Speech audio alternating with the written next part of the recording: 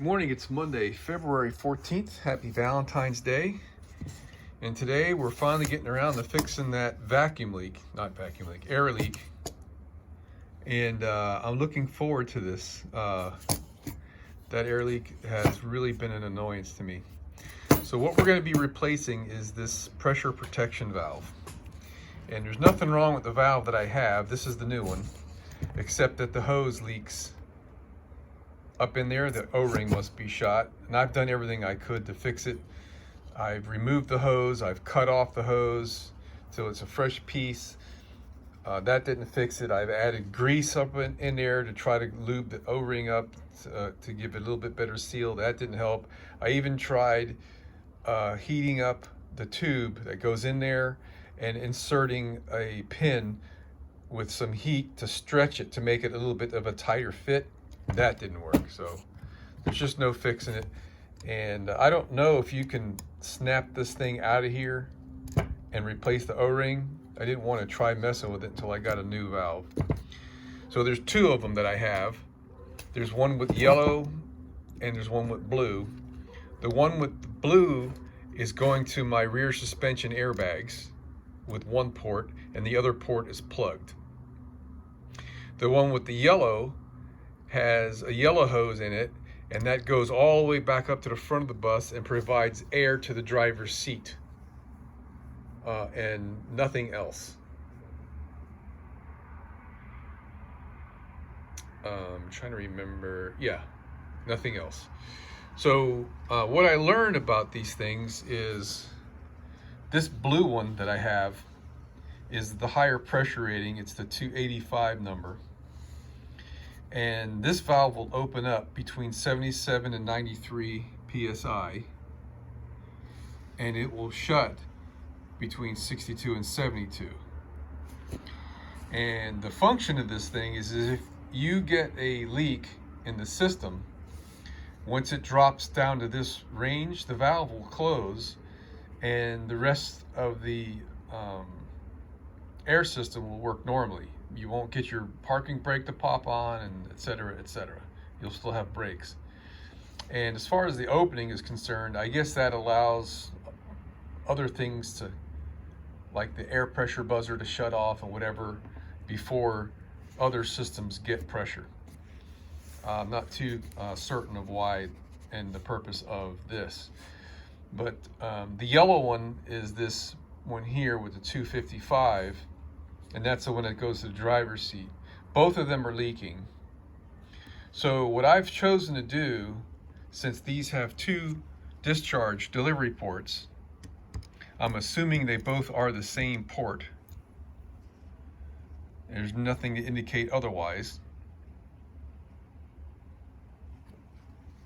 Interesting, they're all called delivery 2 on this. I thought it was delivery 1 and delivery 2. But anyway, I'm going to use one valve for providing air to both of those circuits. So I've chosen to replace the one that's the more significant one for the air suspension. Here it is, pressure protection valve. They're all called delivery 2. Okay. There's also 3-port ones. So hopefully this does work like I think it is, and both of these do the same function. On my bus, there's a hose in one and a plug in the other. So that's the game plan for today. So the way this works, this little lock ring right here, lock bracket, holds the valves together. They are stacked, one to the other. So I'm going to end up with a shorter stack once I remove the blue and the yellow and replace it with this one blue valve. So hopefully this is going to go like I'm planning. It'd have been nice if they gave me O-rings. Oh, they did give me O-rings. Here we go. And another lock deal. Looks like it's more than just an O-ring. It's a whole rubber. It's not just an O-ring. It's a whole rubber, like diaphragm looking thing. Let me open that up, take a look at it. Okay, yeah, it's pretty cool, man. And they give you, one was pre-installed on the valve here on this side, and this is the one that I just installed from the package, so I can seal up both sides of this. And they look like an O-ring on both sides of this sealing guy. So this is pretty cool. And not only did they give me 2 of the sealing pads, or whatever you call it, what I just dropped on the floor was another one of these things. So we should have everything I need to do what I think I can get away with. So let's get up underneath the bus. I'm gonna bring my air hose under there and blow dirt and crud away from the area. And see if I can do this. Okay, I misspoke earlier, and I'll get into that in a second, but we're right forward of the differential at the back of the bus, and we got all kinds of stuff going on here. I believe this is a solenoid valve that operates the radiator cooling fan. I'm trying to remember here. The blue one goes to the airbags. One of these is a low air pressure sensor. I think it's the one on the very end here. Don't remember what this big guy. I think this is just the power, the air feed for all this stuff. And I don't remember what this black one goes to. I don't have it memorized. But anyway, this yellow one and this blue one are the ones that are leaking. So this one, I said it had only one going out to the driver's seat, air seat, and the other one was plugged. That's not exactly correct. This lower one here used to, or it still does, have a hose going to an area right here where my hand is. That was another air tank that provided air for the pneumatic entry door, as well as the little arm that goes out in front of the bus to stop the kids from crossing. And I think that's it. The blinky lights that would extend on the sides of the bus to say stop, I think those were electrically operated. No, those were air also. That's right, those were air also. And so all that stuff that I just mentioned was getting a feed off of that other tank, which I removed. So the end of this line, I've got it capped off. So I don't need this line any longer. I only need to provide air to this one and this one. And I'm gonna do so at the higher pressure of the blue valve. So I've already released all the air pressure in the bus.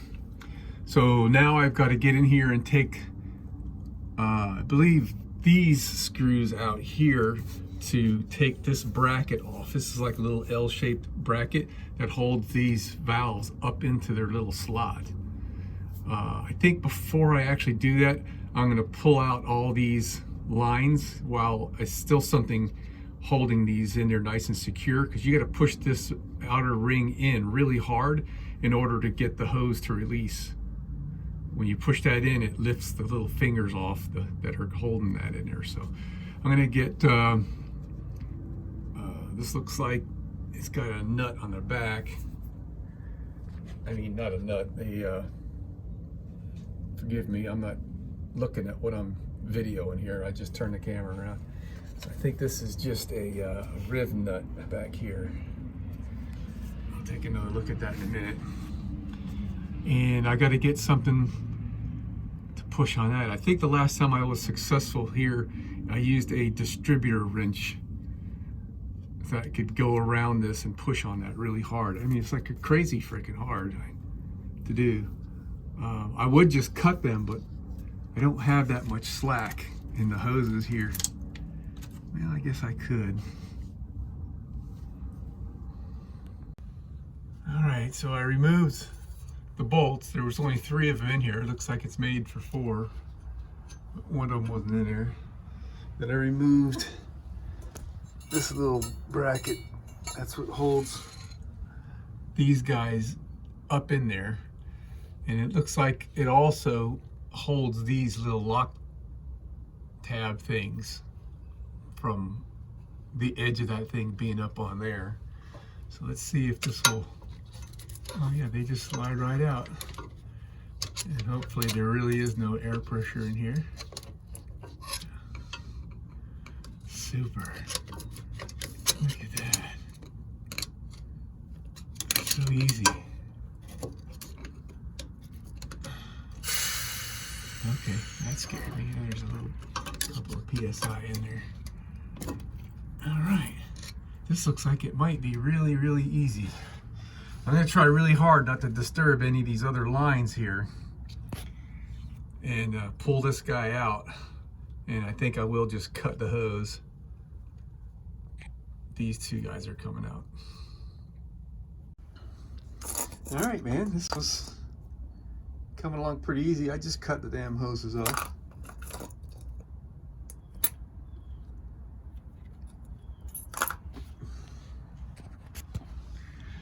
So now I'm going to clean this up in here, put the new valve in, and jam these two hoses in it and see if it works. Everything else is looking pretty darn good up here. Gosh, I hope I don't spring any new leaks. Darking around with all this stuff, but looks like I'm on the right track. Well, it looks like these things were installed dry, and maybe that's the way they're designed, but I'm gonna wipe just a tad of silicone grease on the seals. I've got this stuff here. It's just silicone grease. Just put a thin film. I mean, that's just kind of reverts to my training on things. It's always lubricated seals. We're going to install one side of this at a time. And I'm just going to moisten this a little bit just to help that seal do what it's supposed to do. Hopefully I'm doing the right thing there. All right, so that was a little scary how easy that was. I'm gonna air up the bus and check for leaks. And no leaks, we'll put a few tie wraps on and then we'll be done. All right, so I've got this little guy here I hooked up so I can use the air for airing up tires or whatnot. And you just hook up a double male, and I can hook up my shop air. Fill up the tank.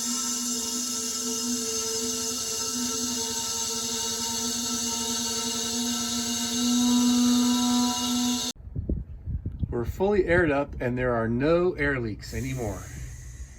I'm so happy.